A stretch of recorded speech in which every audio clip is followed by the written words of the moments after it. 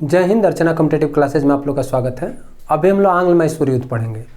जैसे ही आंग्ल आता है ना, बच्चे क्या करते हैं कि टांग टेबल पे रखते हैं और पटुआ जाते हैं, और जब नींद खुलता है तो फिर उसके जगह पे लगते हैं स्वतंत्रता संग्राम में महात्मा गांधी को पढ़ने।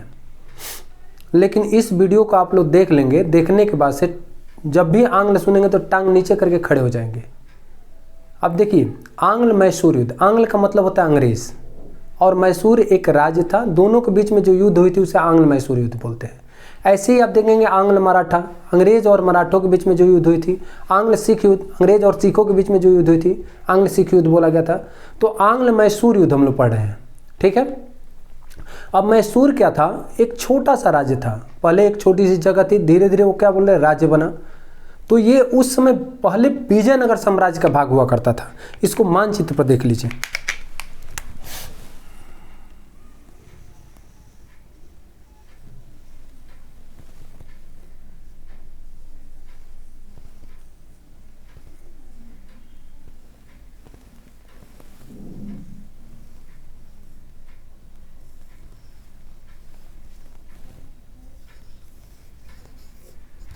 ठीक है। पहले जो दक्षिणी भारत में एक विजयनगर साम्राज्य ऐसे हुआ करता था, बहुत बड़ा साम्राज्य था। और इसके उत्तर में एक नदी थी, ठीक है, तुंगभद्रा नदी, जो उत्तरी बॉर्डर बनाती थी, ठीक है। और इस यहाँ पे फिर जो महाराष्ट्र जो क्षेत्र था, ये वाला एक नदी थी, कृष्णा नदी, ठीक है। और इसके इधर बहमनी साम्राज्य था, यानी कि यह एक बड़ा सा साम्राज्य था, बहमनी साम्राज्य, ठीक है। बहमनी साम्राज्य, ये कृष्णा नदी इसका दक्षिणी बॉर्डर बनाती थी। और बीच में जो क्षेत्र था, ये रायचूर द्वाब बोलते थे। रायचूर द्वाब यानी दो नदियों के बीच के क्षेत्र को द्वाब बोलते हैं, जो बहुत उपजाऊ होता है। और इसी को कब्जा करने के लिए बहमनी और विजयनगर साम्राज्य में युद्ध चल रही थी, ठीक है। जिसमें एक युद्ध हुई थी, तालीकोटा का युद्ध, तालीकोटा का युद्ध, ठीक है, जो कि 1565 में हुआ था। और इसमें तालीकोटा, इसे राक्षसी तांगड़ी का भी युद्ध बोलते हैं। राक्षसी तांगड़ी, क्योंकि तांगड़ी जो है, राक्षसी तांगड़ी दो गांव थे, ठीक है। तो जो युद्ध हुआ था, राक्षसी तांगड़ी का भी युद्ध बोलते हैं। और इसमें विजयनगर साम्राज्य बर्बाद हो गया था। और विजयनगर साम्राज्य बर्बाद हो गया, ठीक है, और उसके कुछ समय बाद बहमनी भी बर्बाद हो गया। तो यहाँ पर मराठे आ गए थे। यहाँ पर जो विजयनगर साम्राज्य बर्बाद हुआ तो छोटे छोटे राज्य आए, जिसमें मैसूर, हैदराबाद, कर्नाटक, त्रावणकोर, ये सब आ गए। तो इसको आप लोग देख लीजिए। अब ये तो समझ में आ गया कि यह विजयनगर साम्राज्य का भाग है, ठीक है। अब ये मराठे हो गए। मराठे पूरा मैं देखिए बताता हूँ। ये बड़ा सा एक साम्राज्य था, कौन सा? मैसूर। विजयनगर जब साम्राज्य समाप्त हुआ तो बड़ा सा राज्य बना मैसूर, ठीक है। यहाँ पर एक बड़ा सा राज्य था हैदराबाद, हैदराबाद, ठीक है। ये थे मराठे। कौन थे? मराठे। अब ये विजयनगर का साम्राज्य था हैदराबाद, ये वाला जो क्षेत्र हो गया आपका, देखिए ये कर्नाटक था और ये त्रावणकोर। क्लियर है? अब हम लोग को जानना है मैसूर के बारे में। तो पहले मैसूर को देखते हैं। यहाँ पे देखिए अंग्रेज थे बंगाल में, और इधर मुगल जो दिल्ली के आसपास में थे, ठीक है, मुगल। अब पूरे का कंडीशन हम जब देखेंगे पूरे के बारे में ना, तो हमें समझ में आएगा आंग्ल मैसूर युद्ध बढ़िया से। इसीलिए मैं थोड़ा सा इसको विस्तृत बता रहा हूँ। अब देखिए मैसूर में जो था, वाडियार वंश का शासन था, वाडियार वंश का शासन।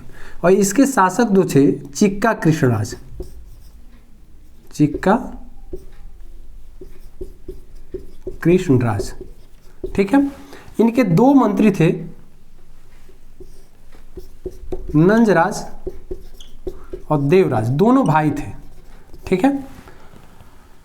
और इन लोगों ने 1731 से लेकर के और 34 तक चिक्का कृष्णराज को अपदस्थ करके खुद राजा बन गए, क्योंकि यह कठपुतली बन चुका था, इनका कठपुतली बन चुका था, ठीक है। अब ये राजा बन गए नंजराज देवराज, और बार बार मराठे जो है दक्षिण की तरफ अपना राज्य विस्तार के लिए अटैक करते रहते थे, आक्रमण करते थे, और इनसे टैक्स लेते थे, चौथ और सरदेशमुखी, मैसूर से भी और हैदराबाद से भी। ठीक है। अब नंजराज जो था, ये लोग भी बार बार इनसे मराठों का युद्ध होते रहा। अब इसके बाद से इसी मद्रास क्या बोलते हैं आपके मैसूर राज्य में एक बालक का जन्म हुआ 1721 में, जिसका नाम था हैदर अली, और बड़ा होने के बाद मैसूर राज्य में की सेना में यह एक सैनिक के पद पर भर्ती हुआ। ठीक है, घुड़सवार सैनिक। और उसके बाद से घुड़सवार सैनिक के बाद से ये क्या किया कि ये इस चीज़ को देख रहा था कि नंजराज देवराज के समय भी 1753, 54, 57 में भी मराठे कई बार आक्रमण किए थे, कृष्णराज को भी परेशान किए थे। अब ये जब सैनिक बन गया तो ये बहुत कर्मठी टाइप का व्यक्ति था, कर्मठी टाइप का व्यक्ति था। ठीक है, फिर लगनशील टाइप का था, जो चीज़ चाहता था दृढ़ निश्चय ये था कि जो प्राप्त करना है तो प्राप्त करना है, साहसी था, वीर योद्धा एकदम। तो ये क्या किया कि धीरे धीरे अपने प्रभुत्व के बल पे, ठीक है, ये मैसूर सेना में अधिकारी बन गया। ठीक है, अधिकारी पद पर चला गया, और इन सभी चीज़ों को देख रहा था मराठों का बार बार परेशान करना। तो ये देखा कि मराठों के पास घुड़सवार सैनिक बहुत ताकतवर है, तो इसने भी अपने यहाँ एक बढ़िया घुड़सवार सैनिक का प्रबंध किया।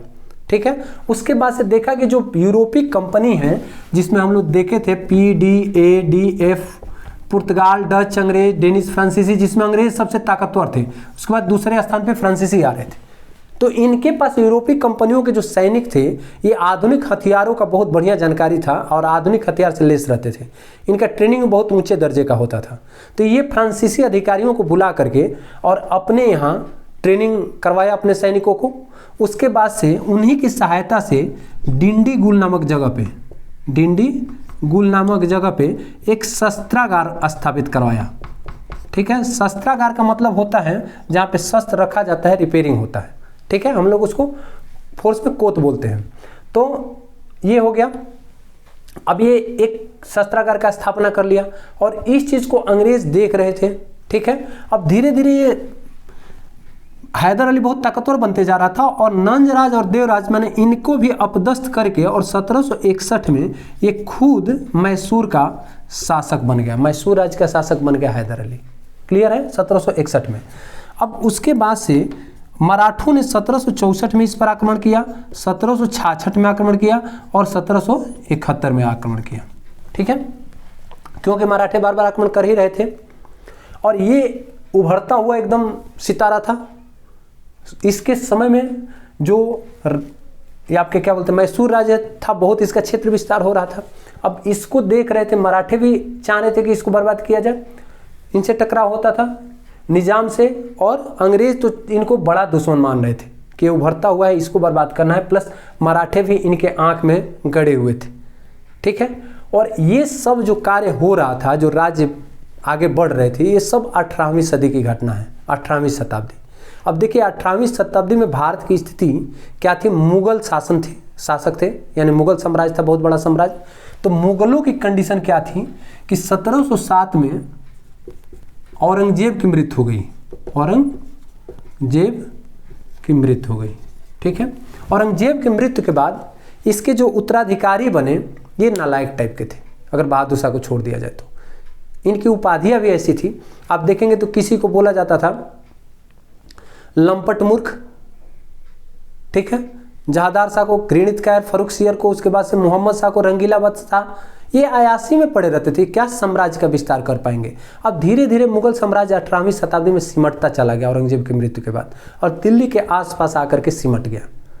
अब यही पीरियड था जो छोटे छोटे राज्य जो इसके अधीन पहले आते थे, अपने आप को स्वतंत्र कर लिए, और स्वतंत्र करने के बाद से अपना प्रभुत्व कायम करना शुरू कर दिए, अपना प्रभुत्व कायम करना शुरू कर दिए।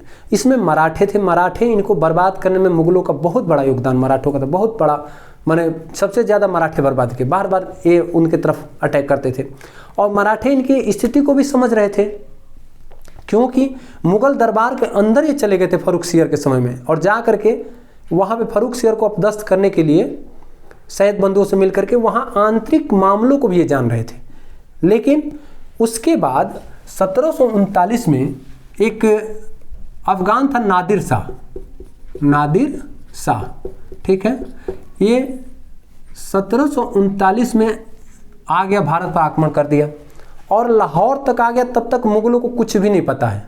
उसमें मोहम्मद शाह था, शासक कौन था? मोहम्मद शाह। ये तो 81 में ही था, रंगीला बादशाह से बोला ही जाता था। तो मोहम्मद शाह था। अब आनन फानन में तैयारियां शुरू हुई और बहुत सारे जो इसके मंत्री थे चाहे सेनापति, वो जाने के लिए तैयार नहीं थे, फिर भी किसी तरह से गए और जा करके जो आपका हरियाणा में करनाल है, करनाल वाले जगह पे 1739 में करनाल का युद्ध हुआ, ठीक है। दोनों आमने सामने थे। नादिर शाह ने बुरी तरह से मुगलों को बर्बाद कर दिया और दिल्ली दरबार तक घुस गया। इसके सैनिक करनाल के युद्ध में मारे गए, जिसके गुस्सा में बहुत कत्लेआम मचाया और यहाँ तक कि मुगल दरबार से बहुत सारे पैसे रुपए भी लूट करके ले गए। उसके बाद इनका सम्मान जो था उसको भी लूट के ले गए, ठीक है। जिसमें शाहजहां का एक आपके क्या बोलते हैं सिंहासन था, तख्ते ताऊत, जो हीरा मोतियों से मैंने जुड़ा हुआ था, उस सिंहासन को उठाकर लेके चला गया। उसके बाद कोहिनूर हीरा भी लेकर के चला गया। इससे बड़ा माने बेइज्जती क्या हो सकती है। और इसको देख रहे थे मराठे और अंग्रेज, ठीक है। तो मराठे इस चीज़ को देख रहे थे, मराठे जान रहे थे कि इनका ताकत अब कमज़ोर होते चला जा रहा है। उसके बाद से इनका नादिर शाह का एक सेनापति था अहमद शाह अब्दाली, अहमद शाह अब्दाली। और अब्दाली भी जो है ना, बार बार जब भी पैसा बताया जाता है कि जो नादिर शाह लूट करके ले गया था पैसा, उसे 3 साल टैक्स नहीं लगा अपनी साम्राज्य में। अब उसके बाद से अहमद शाह अब्दाली जो था, अहमद शाह अब्दाली भी यहाँ से जब पैसे की जरूरत हो तब भारत में आ जाए। और अहमद शाह अब्दाली जब यहाँ पे आया भारत में, तो आने के बाद ये भी बार बार लूटता था, ठीक है, अस्थायी शासन कायम नहीं किया। और यहाँ पर क्या हुआ कि जब अहमद शाह अब्दाली इधर आ रहा था, तो इसने क्या किया कि अपना पंजाब वाले क्षेत्र में बहुत सारे प्रतिनिधि जो राजा थे उनको बैठा दिया कि तुम डायरेक्ट हमको टैक्स दिया करो, ठीक है। अब इधर बैठा दिया, बैठा करके चला गया, अब डायरेक्ट उसको टैक्स आज जाने लगा। और इधर जो मराठे हैं ये दक्षिण की तरफ विस्तार करना चाह रहे थे, तो ये तो टैक्स देने के लिए डर जाते थे, टैक्स देते थे। उसके बाद पूरब की तरफ बंगाल में उस समय जो शासक थे, डर से इनको उड़ीसा दे रखे थे भाग। उसके बाद फिर ये उत्तर पश्चिम की तरफ गए, इधर अवध के नवाब को हराए, फिर आपका रुहेलखंड के नवाब को हराए। उसके बाद से और इधर जो आपके मारा क्या बोलते हैं, जो ये जाट उठ थे उनको हराए, राजपूत राजाओं को इधर हराए। इस तरह से करके सबसे दुश्मनी मोल लिए थे और उत्तर पश्चिम की तरफ विस्तार करते हुए आ गए कहाँ पे, पंजाब वाले हरियाणा वाले क्षेत्र में। और इधर जो अहमद शाह अब्दाली अपना राजा बैठा रखा था, जो प्रतिनिधि थे, उनको अपदस्थ कर दिया मराठे, अपदस्थ करके। और ये चाह रहे थे कि पूरा भारत पर शासन किया जाए, मुगल की तो शक्ति है नहीं। अब इस चीज़ की जब खबर अहमद शाह अब्दाली को मिली तो ये पूरा सेना के साथ तैयारी करके आ गया और आ करके मराठों से लड़ने के लिए इधर मराठों की भी सेना पहुंच गई। और दोनों सेनाएं 1761 में, ठीक है, 14 जनवरी पानीपत नामक जगह पे मुलाकात हुई, माने दोनों भिड़े। और पानीपत का तृतीय युद्ध हुआ और पानीपत के तृतीय युद्ध में मराठे बुरी तरह से पराजित हो गए, ठीक है, जिससे अंग्रेज भी बड़ी खुश हुए कि ये भी एक शक्ति थे। इधर मैसूर भी खुश हुआ। उसी समय हैदर अली जो था शासक बना था मैसूर का, कि चलो कम से कम इनसे जान बचे। अब उसके बाद से तुरंत लेकिन मराठे फिर इनका जो मराठों का जो था, अब देखिए ये तो मुगलों का हम देख लिए, अब मराठों का क्या था, इनके शिवाजी जो से प्रमुख साथ शिवाजी के बाद से हम मराठों का जब पढ़ेंगे तो पढ़ेंगे, ठीक है, संभाजी, साहू जी, और इनके जो मंत्री थे उन्हें पेशवा कहा जाता था। पेशवा ही सबसे ज़्यादा विस्तार किए मराठे साम्राज्य को, ठीक है। अब इसके कारण पेशवा जो थे, पेशवा में ही आपका बालाजी बाजीराव था, ये जो पानीपत की तृतीय युद्ध हुई। उसके बाद माधव राय आया, बर्बाद होने के बाद भी वो तुरंत इसके बाद 10 साल के अंदर 1772 में इसकी मृत्यु हुई थी माधव राव का। लेकिन तब तक मराठे फिर उसी कंडीशन में लाके खड़ा कर दिया और इधर अंग्रेज इंतजार कर रहे थे, ठीक है। अब अंग्रेजों का देखिए आप, मराठों को तो समझ लिए ना, अब अंग्रेजों को देखिए। अंग्रेजों ने क्या किया कि बंगाल पर कब्जा कर लिया। 1757 प्लासी का युद्ध, प्लासी का युद्ध 23 जून को हुआ था 1757 को, ठीक है। अब उसके बाद से 1759 में बांडीवास क्या बोलते हैं आपका बेडरा का युद्ध हुआ। बेडरा जो कि बंगाल में पड़ता है, ठीक है। और बेडरा के युद्ध में डच पराजित हुए। बेदरा लिखते हैं, बेडरा ड से डच ले लिख लीजिएगा, डचों को बुरी तरह से पराजित किए। उसके बाद से फिर 1760 में आपका बांडीवास का युद्ध हुआ। बांडीवास का युद्ध। अब बांडीवास के युद्ध में किसको पराजित किया? फ्रांसीसियों को बुरी तरह से पराजित किया अंग्रेज, फ्रांसीसियों को, ठीक है। अब उसके बाद से इनका हौसला तो पूरा बढ़ा हुआ था। देखिए बेडरा का युद्ध, फिर बांडीवास, प्लासी जीते। उसके बाद 1764 में बक्सर का युद्ध जीत लिए, बक्सर का युद्ध। अब इससे पूरा एकदम इनका हौसला बुलंद था। और 1764 जैसे ही बक्सर का युद्ध जीते तो इधर जो निज़ाम था हैदराबाद का, निज़ाम अली, ये डर गया। और ये डर करके जो पूर्वी तट जो है, आप देखेंगे ये तट को ही बांटा गया था, कोरोमंडल तट, उसके बाद से यहाँ पे आंध्र तट, और उसके बाद से ये जो था आपका उत्तरी सरकार। तो उत्तरी सरकार वाला भाग अंग्रेजों को दे दिया। कौन? हैदराबाद का निज़ाम। और देने के बाद से अंग्रेज क्या किए, इनके साथ अब देखे कि इनको बोले कि ठीक है, और एक संधि भी हुई कि हम तुम्हें सैनिक सहायता देंगे और तुम मैसूर पे अटैक करो, मैसूर पे अटैक करो। अब इस तरह से यहाँ पे एक ये त्रिकोणीय संगठन बनाने लगे मराठों के साथ, हैदराबाद के निज़ाम के साथ और अंग्रेज, ठीक है। अब इधर कर्नाटक में अंग्रेज थे ही, और इन लोगों ने मद्रास में 1639 में एक किला बनाया था, सेंट जॉर्ज किला, ठीक है, फोर्ट सेंट जॉर्ज जिसे बोलते थे। अब इस पर आक्रमण करने के लिए बोलने लगे, किस पे? मैसूर राज्य पे। और यहां पर ये जब संगठन बनाने लगे तो इस चीज को खूब अच्छी तरह से समझ लिया हैदर अली, क्योंकि हैदर अली पढ़ा लिखा नहीं था लेकिन बहुत बड़ा कूटनीतिज्ञ था। वो तुरंत समझ गया और इनको बोला मराठों को कि तुम्हें हम बहुत सारे पैसा देंगे, और निज़ाम को बोला कि तुम्हें ये वाला क्षेत्र दे देंगे हम कुछ, और दोनों को मिला लिया, मिला करके और कर्नाटक पर आक्रमण कर दिया, ठीक है, जिसे प्रथम आंग्ल मैसूर युद्ध कहते हैं। समझ में यहाँ तक आ गया? प्रथम आंग्ल मैसूर युद्ध, ठीक है। अब प्रथम आंग्ल मैसूर युद्ध नोट कर लीजिए। प्रथम आंग्ल मैसूर युद्ध की शुरुआत हो गई कर्नाटक पर जब आक्रमण किया तो 1767 में आक्रमण किया, ठीक है, और 69 तक चली। और आक्रमण किया तो हैदर अली ने इनको कई बार हराया, मार मार के मद्रास तक पहुंचा दिया, ठीक है। मद्रास के इनको इस किले में घुसा दिया, फोर्ट सेंट जॉर्ज। यहां पर जाकर के मद्रास की संधि किया, कब? 1669 में, ठीक है। यानी ये पहला जो आंग्ल मैसूर युद्ध था मद्रास की संधि से समाप्त हो गया। मद्रास की संधि में यह तय हुआ कि जितना भी खर्च हुआ युद्ध का वो अंग्रेज देंगे, और उसके बाद अगर जरूरत पड़ी तो सैनिक सहायता भी करेंगे, हम भी अगर जरूरत पड़ी तो सैनिक सहायता करेंगे। लेकिन यहाँ पे आप देखिए फिर मराठे क्या हुए 1771 में, फिर इन पर आक्रमण कर दिए। किस पर? मैसूर पर, मैसूर राज्य पर जैसे ही आक्रमण के 1771 में, तो इसको हैदर अली को आशा था कि ये प्रथम जो आंग्ल मैसूर युद्ध का संधि हुई, मद्रास की संधि, इसमें सैनिक सहायता हमको देंगे, लेकिन ये सैनिक सहायता दिए नहीं।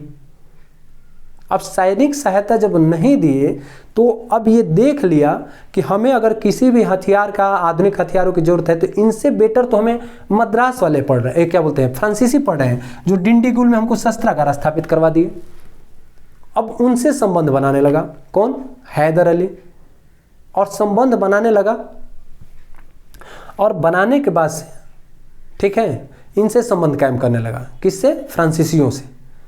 अब इस चीज को अंग्रेज देख रहे थे, अंग्रेज इस चीज को देख रहे थे।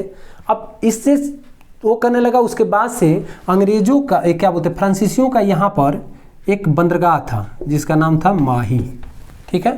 तो इस बंदरगाह से कुछ आपके जो सैनिक सामान थे यहाँ पे जाने लगे मैसूर राज्य में, ठीक है, यानी हैदर अली के पास। अब इस चीज़ को अंग्रेज देख रहे थे और अंग्रेज़ों ने सोचा कि क्यों ना हम माही पर ही कब्जा कर लें। फ्रांसीसी तो हमारे बड़े दुश्मन है ही, और उस समय आपका ये अमेरिकन क्रांति भी चल रही थी, जिसमें हम लोग पढ़ चुके हैं। अमेरिकन क्रांति में लॉर्ड कॉर्नवालिस को चारों तरफ से घेर लिया था यॉर्क टाउन में, जब बोला लग रहा है कि जान नहीं बचेगा, ठीक है। तो यहाँ पे अब वहाँ भी जिसे अमेरिका का साथ कौन दे रहे थे? फ्रांसीसी। अब अंग्रेज समझ रहे थे कि ये संबंध बना रहा है हैदर अली, यानी कि अब हमें माही पर अटैक कर देना चाहिए। अब माही को ये जो हैदर अली है, ये अपना ये पूरा जो पश्चिमी तट को अपना अधिकार मानते थे, ट्रावनकोर वाले को, ठीक है। तो ये अब एक तरह से डायरेक्ट चैलेंज था हैदर अली के लिए, बर्दाश्त की बात नहीं थी। अब तुरंत हैदर अली ने क्या किया कि जो अंग्रेज इनसे संगठन बना रहे थे, अब तुरंत इनको बोला, मराठों को, कि तुम्हारे खिलाफ भी तो लड़ रहे हैं, अंग्रेज किसी के नहीं हैं, तुम्हारे भी नहीं होंगे। आंग्ल मराठा युद्ध चल रहा था, तो बोले कि तुम्हारे भी नहीं होंगे, समझा दिए और इनको मिला लिए। अब मिलाने के बाद इसको भी मिला लिए, जो निज़ाम था, इसको भी कुछ लालच दिए, इसको मिला लिए और संगठन बना करके, और तुरंत इसने क्या किया कि फिर कर्नाटक पर आक्रमण कर दिया, जिसे द्वितीय आंग्ल मैसूर युद्ध को बोलते हैं। यहीं पर नोट कर लीजिए, द्वितीय आंग्ल मैसूर युद्ध, द्वितीय आंग्ल मैसूर युद्ध, ठीक है। यहाँ तक समझ में आ गया। अब द्वितीय आंग्ल मैसूर युद्ध जो है, ये हुआ था 1780 से लेकर के और 84 तक, ठीक है। और द्वितीय आंग्ल मैसूर युद्ध में मेन कारण क्या बना था? माही बंदरगाह पर कब्जा करना चाह रहे थे अंग्रेज। अब ये तुरंत क्या किया, हैदर अली ने इनका संगठन बना करके और कर्नाटक पर अटैक कर दिया। और उस समय अंग्रेजों का जो नेतृत्व कर रहा था कर्नल बेली, इसको और इसकी सेना को पराजित कर दिया, ठीक है। पराजित करके आरकाट पर अधिकार कर लिया, ठीक है। आरकाट यहाँ पर एक जगह था मद्रास के आसपास में, आरकाट पर कब्जा कर लिया। आरकाट पर जब कब्जा कर लिया तो अंग्रेज़ों ने तुरंत उसके बाद से, ये घटना जो थी 1780 में थी, ठीक है। अब ये मराठों को फोड़ लिया अपने कूटनीति से, और फोड़ने के बाद से फिर क्या बोलते हैं, मैसूर का जो हैदर अली को ये हरा दिए 1781 में, ठीक है। और वो था पोर्ट नोवा का युद्ध, पोर्ट नोवा का युद्ध में इसको हरा दिए, ठीक है। तो पोर्ट नोवा के युद्ध में 1781 में हरा दिए, ठीक है। उसके बाद से फिर हैदर अली ने हैदर अली ने फिर क्या किया, कर्नल ब्रेथवेट को और इसकी सेना को 81 में पोर्ट नोवा में के युद्ध में हैदर अली हारा, ठीक है। और फिर उसके तुरंत बाद अगले साल कर्नल ब्रेथवेट को हरा दिया, ये उसकी सेना को हरा करके इसको कैद भी कर लिया, ठीक है। और उसके बाद से इसकी मृत्यु हो गई, किसकी?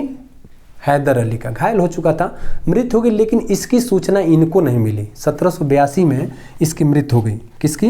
हैदर अली की मृत्यु। हैदर अली की मृत्यु 1782 में हो गई। और इसके जगह पे कौन बन गया शासक? बादशाह बन गए इसका पुत्र टीपू सुल्तान। और वो भी इस युद्ध को आगे बढ़ाया, द्वितीय आंग्ल मैसूर युद्ध को 1 साल तक लड़ता रहा। लास्ट में अंग्रेज भी देखे कि इससे कोई फायदा नहीं है, नुकसान ही हो रहा है, ठीक है। और ये भी टीपू सुल्तान भी देखा कि नुकसान हो रहा है, तो दोनों लोगों ने एक संधि कर ली, ठीक है, मंगलौर की संधि। यानी द्वितीय आंग्ल मैसूर युद्ध मंगलौर की संधि से समाप्त हो गई। मंगलौर की संधि 1784 में, और एक दूसरे को अपना जो स्थान कब्जा किए थे एक दूसरे का वापस कर दिए। इस तरह से द्वितीय आंग्ल मैसूर युद्ध समाप्त हो गई। अब इसके बाद नोट करिए तृतीय आंग्ल मैसूर युद्ध। ये तो नोट आप लोग कर ही लिए हैं, ठीक है। तृतीय आंग्ल मैसूर युद्ध, तृतीय आंग्ल मैसूर युद्ध, ठीक है। तृतीय आंग्ल मैसूर युद्ध 1790 से लेकर के और 92 तक हुआ था। ठीक है। अब द्वितीय आंग्ल मैसूर युद्ध हम लोग देखें, उसमें हैदर अली मर चुके थे, अब टीपू सुल्तान आ गए थे और टीपू सुल्तान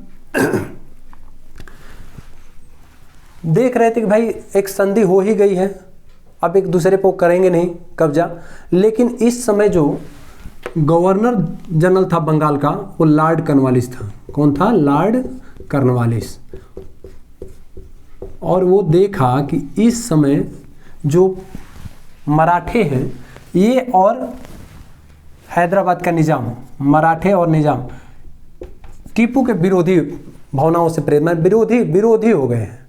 ठीक है। क्योंकि हैदर अली था तो जो अपने धर्म के प्रति जैसे कि उतना रूढ़िवादी नहीं था। ठीक है। सहिष्णु विचारधारा का था, सभी धर्मों को सम्मान देता था। लेकिन टीपू के बारे में ऐसे इतिहासकारों का कहना है कि हाँ, टीपू जो था रूढ़िवादी विचारधारा का था अपने धर्म के प्रति। ठीक है। अब इसके कारण मराठे भी नाराज थे और निज़ाम भी, और इसी को देख करके लॉर्ड कॉर्नवालिस इनसे माने गठबंधन कर लिया, एक तरह से एक त्रिकोणी संगठन बना लिया। अब उस समय 1784 में जब पिट्स इंडिया एक आया था, ठीक है, जिसमें एक बोर्ड का गठन हुआ था बीओसी, और उसमें एक चीज़ और था कि डायरेक्टरों का कहना था कि अब जो क्षेत्र विस्तार के लिए युद्ध मत करो, बहुत ज़्यादा नुकसान हो रहा है कंपनी को, कंपनी घाटे में जा रही है। आप जो क्षेत्र है उसी में आप व्यापार करो और उसी को आगे बढ़ाओ। ठीक है। फिर भी लॉर्ड कॉर्नवालिस देखा कि इनके चक्कर में तो मैं मारा जाऊंगा। अमेरिका में भी घिरा था यॉर्कटाउन में, और ये समय बहुत अच्छा है क्योंकि मराठे ऑलरेडी टीपू से चिढ़ रहे हैं। तो मराठे और इनका संगठन बना लिया, और बना करके फिर, और इधर जो ट्रावनकोर का महाराजा था, ठीक है, ट्रावनकोर का महाराजा ये क्या कर रहा था कि ये वाला जो क्षेत्र था जो पश्चिमी तट, अब पश्चिमी तट को हैदर अली भी नहीं चाहता था कि किसी का हो। ठीक है। और टीपू सुल्तान भी नहीं चाह रहा था, ये लोग जानते थे, और अंग्रेज जानते थे कि ये पूर्वी और पश्चिमी तट पे जब हमारा अधिकार रहेगा ना तो हमारा व्यापार अच्छा चलेगा। अब ये मिटाना तो चाह ही रहे थे कि किसी तरह से मैसूर राज्य को बर्बाद कर दिया जाए। तो यहाँ पे जो ट्रावनकोर का राजा था ये क्या किया कि डचों का कुछ क्षेत्र था, ठीक है, डचों का कुछ क्षेत्र था, जयक्रोवा और क्रांगानूर, इन दोनों जगहों को कब्जा कर लिया। एक कोचीन उसमें पड़ता था, किसमें? कोचीन रियासत में। अब कोचीन रियासत को टीपू सुल्तान मानता था कि ये हमारे अधीन है और यहाँ पे किसी प्रकार का हस्तक्षेप नहीं होना चाहिए। जब ट्रावनकोर का महाराजा इसको अपनाना चाह रहा था, इनसे सौदा करने लगा डचों से, तो इसी के उसमें इसने आक्रमण कर दिया 1790 में। कौन? टीपू सुल्तान। 1790 में किसने कर दिया? टीपू सुल्तान।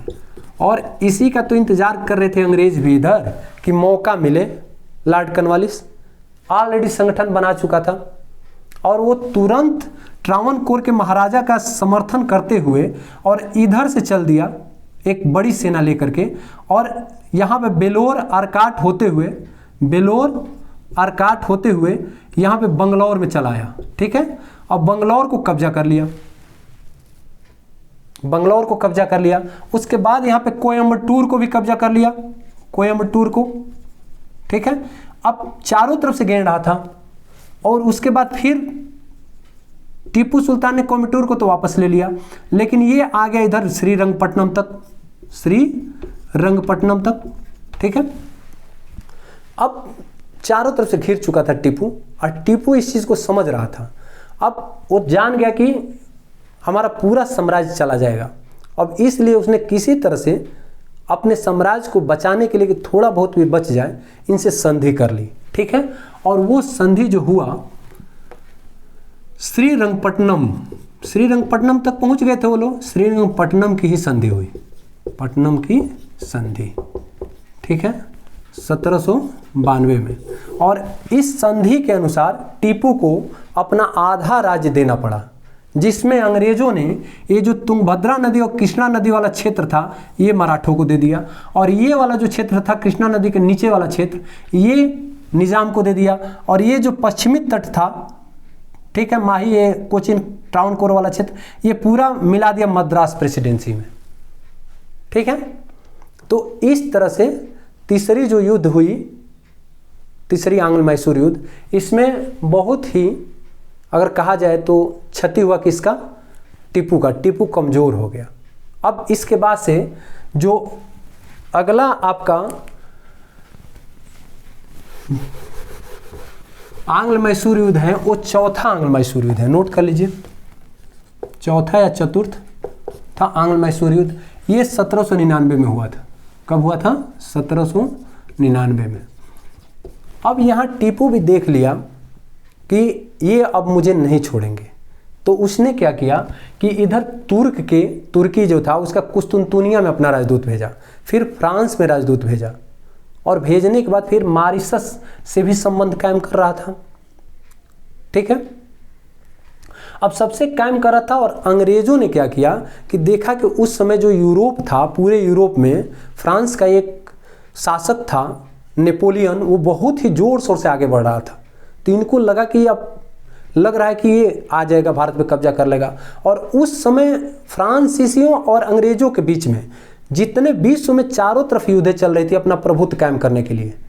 ठीक है, अब इसलिए वो तुरंत इनसे पत्र व्यवहार कर ही रहा था, और देखे कि अब ये लाल सागर और ये हो करके फारस की खाड़ी हो करके आ जाएगा, ये व्यवस्था बना रहा है, रूस से भी संपर्क कर रहा है, और इधर हैदर अली भी सबसे अरब से, इराक से, इन सबसे पत्र व्यवहार कर रहा है, चाइना से भी व्यापार कायम कर रहा है, व्यापार भी ये बढ़ा रहा है चारों तरफ से कि हम भी मजबूत हो जाए।